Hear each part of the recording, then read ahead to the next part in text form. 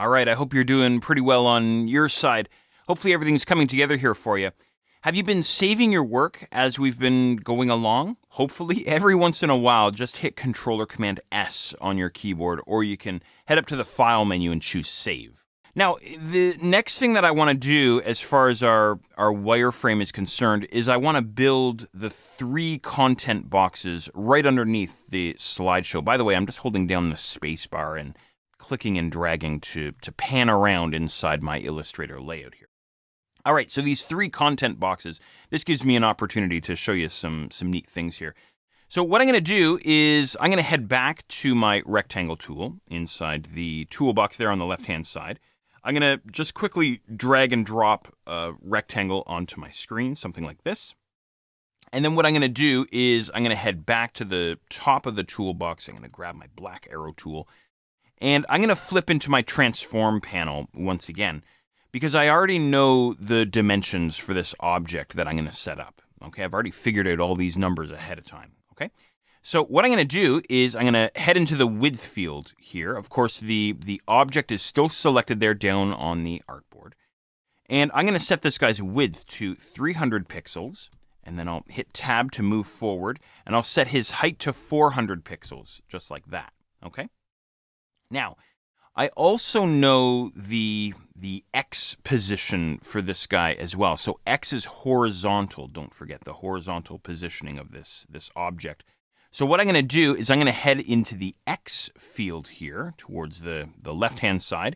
And don't forget my orientation is still set. That reference point is still set to the top left corner. And I'm going to set his X value to just 10 pixels.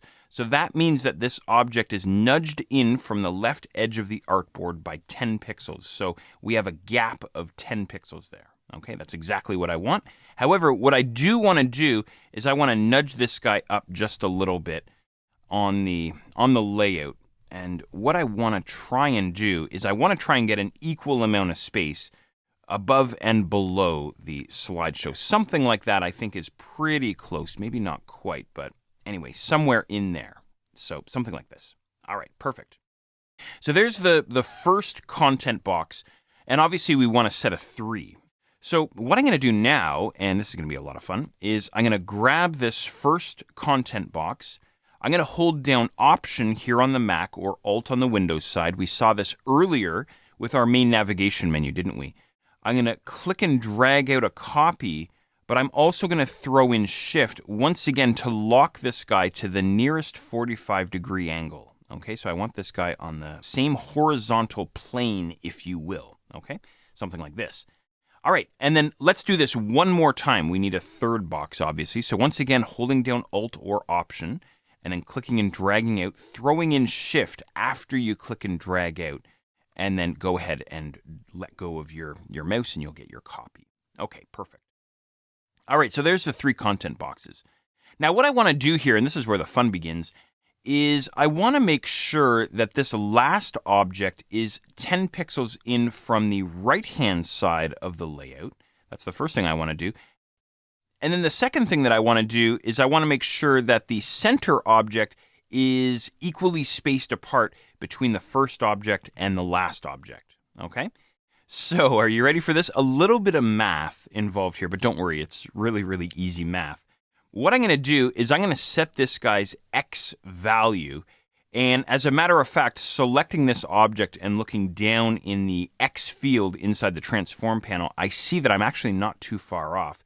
The X value that I want to use is 650. Okay, so go ahead and select that X value and replace it with 650, and then hit Enter to lock that in.